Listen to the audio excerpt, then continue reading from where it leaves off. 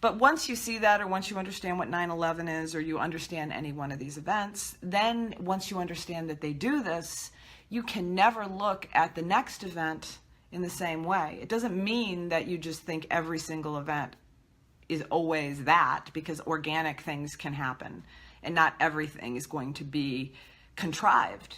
But the fact that they contrive to do these things and do these things means that every single event is something that you have to look at. And, you know, it's like, so, you know, this thing with New York, and then this thing with Texas, you know, it's like to even try to have a discussion with people around Texas, even not even telling people what they're to think, even the process of questioning it gets you pretty much labeled crazy, even though Vegas was clearly staged, a total manipulation, and we've had many more of these in the past.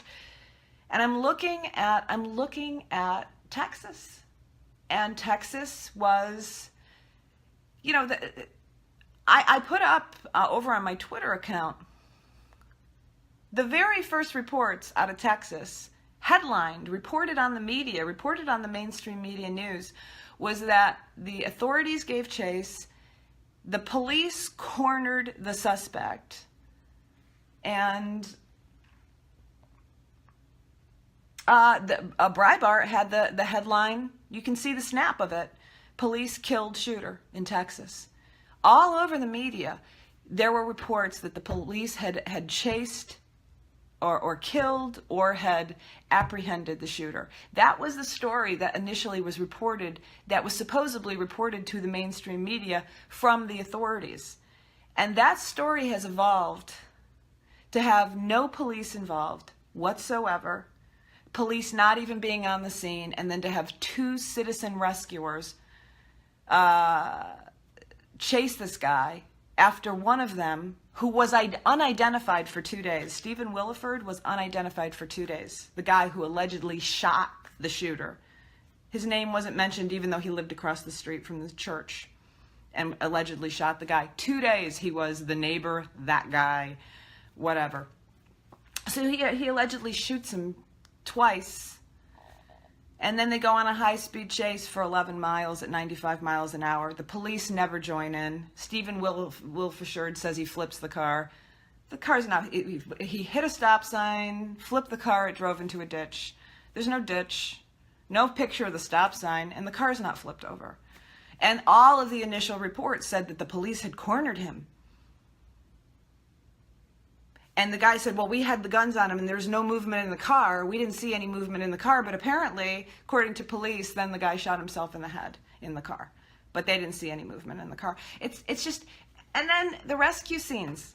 People are showing me, somebody just sent me, I don't know, about 20 pictures of people in hazmat suits. They let the media inside the church, allegedly. You know, the media's contaminating the crime scene. People in pure white hazmat suits going in and out. Not one drop of blood. No, the person who was on the scene recording, neighbors say that not one person went in or out of the church during the first hour after the rescue. And all of the footage shows just parked rescue vehicles with rescue workers loitering around.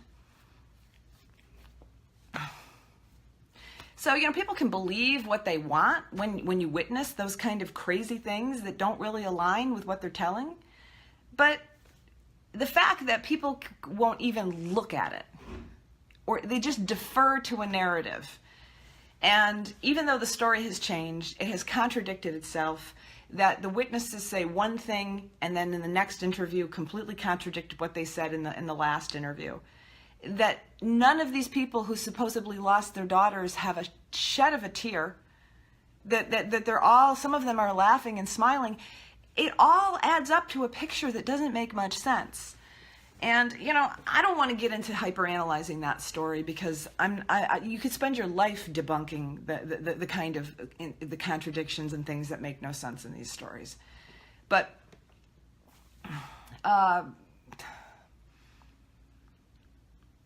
this is troubling, and it's troubling in the sense that It's not this one individual event. It's not just Vegas, and it's not just 9/11, or it's not San Bernardino. It's this collective theater that they're pulling over people's eyes, and people are losing their ability to see things clearly. And the bigger thing that is important with this is that if we are going to be manipulated by the constructs of this theater, we are never going to have, we're never going to be able to extract ourselves from how we stay disempowered and at the feet of this entire thing, which is nuts. We are really literally manifesting a collective insanity right now. This is insane. Las Vegas, that they did this, was insane.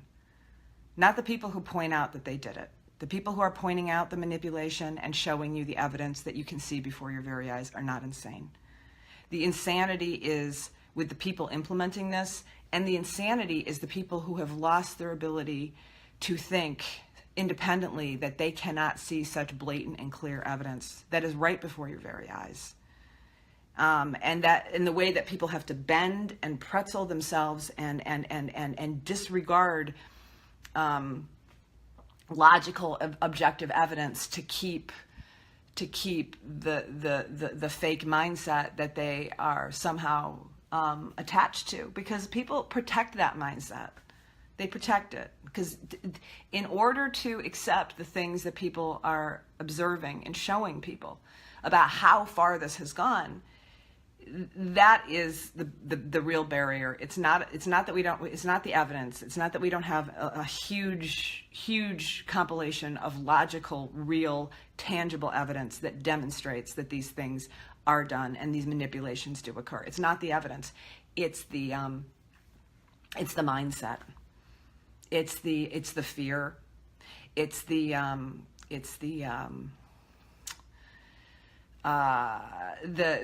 heightened sense of anxiety and distrust that has been fostered.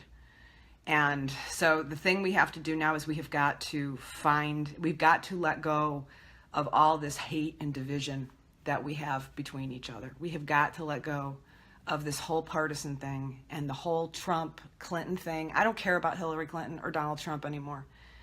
They are just the operatives who are putting out the same policies.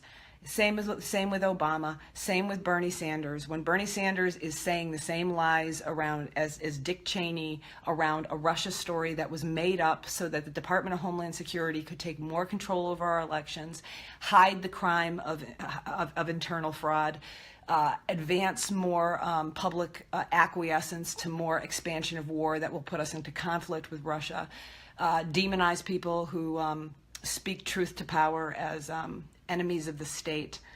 There's nothing there. There's nothing there. And so every time we're talking around those kind of narratives, they win. The powers that be win. This current collective insanity stands. And I don't even know what it matters that I say this stuff. I just feel like somebody needs to say it out loud. Because, there's 300 people, 250 to 300 people on this thread. And the video may get 10, 15,000 views. But I really feel like we are fighting for not having our reality taken away from us, to be replaced by this dystopian vision from these lunatics. Because if we do not challenge how they are manipulating us, if we don't challenge how we are being controlled, if we just keep acquiescing, and that's really what happens, all it takes for evil to prevail in the world is for good men and women to do nothing, either to just talk in their narratives or acquiesce to the lie. And if we want to change the trajectory of this, we have got to voice real light and truth into this world. And I feel like, it's like part of me is like, why am I talking about this? It's like, I feel like I'm just screaming into the void.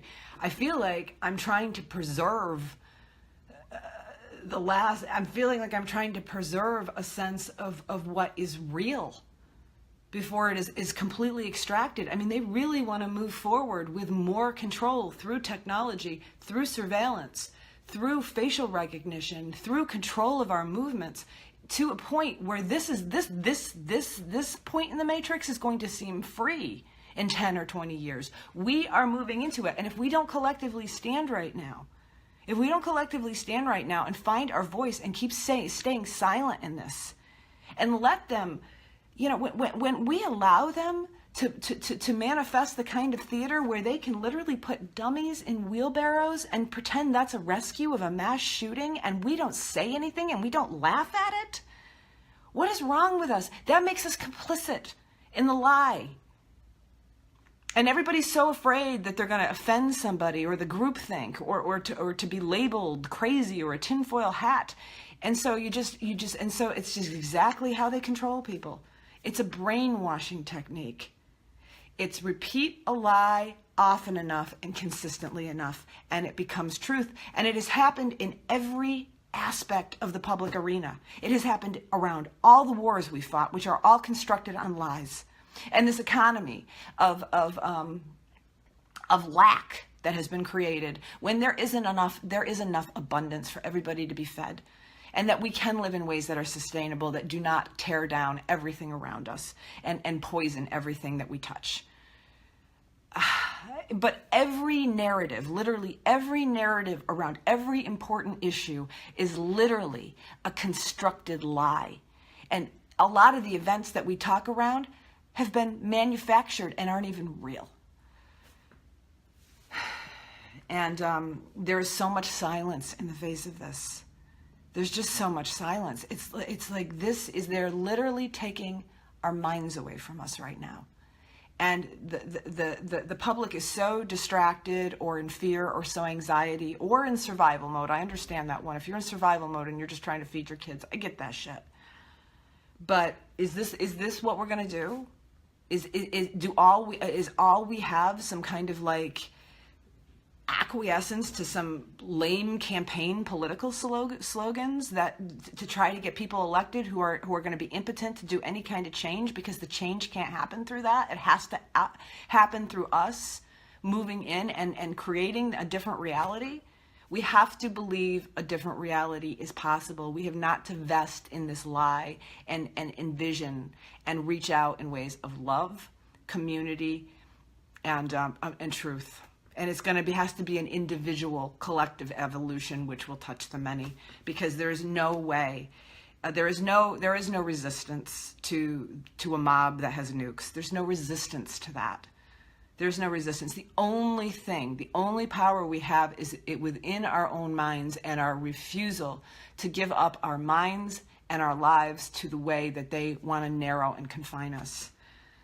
And I'm completely aware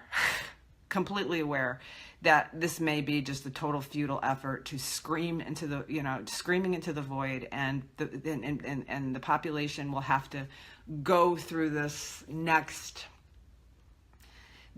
insanity to hopefully understand what that is and maybe wake up from it if we survive it. I mean, I'm totally aware of that. I'm totally aware of that. People are like, well, don't you understand? It's like, there's nothing, nothing you can do. My daughter said it to me. She's like, Mom, why do you try so hard? In fact, everybody says it to me. It's one of the things people say to me. Debbie, why do you care? Why do you try so hard? Why do you try? Why don't you try? That's my question to the people who say it to me. Why don't you try? Why don't you speak up? Why don't you refuse? Why don't we take our power now? We don't have to wait 10, 100 years, 200 years. We can move away from this. This can end. This does not have to continue another day. This ends when the people refuse to play along anymore, that turn our back and walk away from what is being done to us and stop with the divide. This ends when that happens, not when we elect somebody, not when a certain person becomes president, when we understand the own power that we have within us and use that power and use it to uplift each other instead of hate and kill and divide and blame. So that's why I try.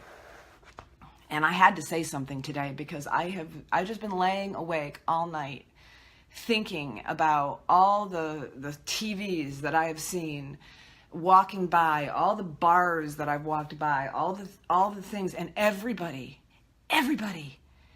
is having conversations around things that aren't even real, and then debating and arguing with each other and hating each other over these splits.